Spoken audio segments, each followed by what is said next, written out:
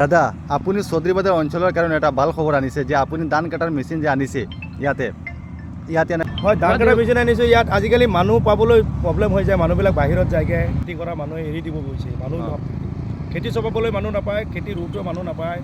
সেইটো আমাৰ এতিয়া কোম্পানীয়ে গাড়ী ওলাই দিছে, ধুনীয়া ধুনীয়া গাড়ী ওলাইছে। ধান কটা মৰা চব একেলগত হৈ যায়। আকৌ আমাৰ ফ'ৰ হুইল ট্ৰেক্টৰৰ লগত থাকে, ধানটো ঘৰতো ডেলিভাৰী দিয়া হয়। ঘৰতো ডেলিভাৰী দি থাকে। ঘৰত দিলোঁ, বোকা পানী যিমান থাকে প্ৰব্লেম নাই, চব চলি যায়। ডাব থাকিলে অসুবিধা নাই, ধান উঠাব কষ্ট পাৰিম বেছি হয়, হ'লেও উঠাই দিওঁ আৰু উঠাই দিওঁ। খেতিয়কক মুঠতে উৎসাহ যোগাইছোঁ যাতে খেতিয়ক বাঢ়ে আৰু আচ্ছা, এইটো ভিডিঅ' চাই যদি কোনোবা মানুহে আপোনাক ফোন কৰে আপুনি কিবা ডিছকাউণ্ট দিব নেকি? ডিছকাউণ্ট মানে আমি এনেই কাটিংটো 2000 টকাত কৰোঁ, কেৰিংটো এক্সট্ৰাকৈ লওঁ। যদি অলপ বেছি দূৰত লোৱা যায় সেইটো কেৰিংটো ছিষ্টেমটো চাই লোৱা হয়। হয়, এনেকৈ আৰু এনেকৈ 2000 কৰোঁ। 2000 কৰি কৰোঁ। হয়, ঠিক আছে। এতিয়া আপুনি যিটো পথাৰত ধান কাটি আছে এইটো পথাৰত পৰে নেকি ধান?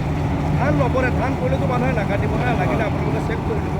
মই য'ত আহিছোঁ, মই নতুন জেগাত আহিছোঁ, তাত কোনোদিন কাটি পোৱা নাই মানুহে। তাত মানুহক দেখাইছোঁ, আমি মাজে মাজে কেতিয়াবা 1 বিঘা 2 বিঘা কাটিও প্ৰমাণ কৰাইছোঁ। বোলো চাই লওক, যদি আপোনালোকৰ ফাইদা হয় তেতিয়া কাটিব, নহ'লে কাটিব নালাগে। এতিয়া মোৰ ডেইলি কাম, প্ৰথম আহি কাম কম হৈছিলে, এতিয়া পুৰা ডেইলি পুৰা কাম হৈছে। আপনি ইমানখিনি বলতে পারেন আপনাদের বন্ধু সকল দেখতে পারটা খুব সুন্দর এখন আমরা গাড়ি আইছে বুঝছো না, এটা গাড়ি এটা পুরা বিগত কয়েকদিন খুব ট্রেন্ডিং চলে বুঝছো না, ধান কাঠের দেখায়নি।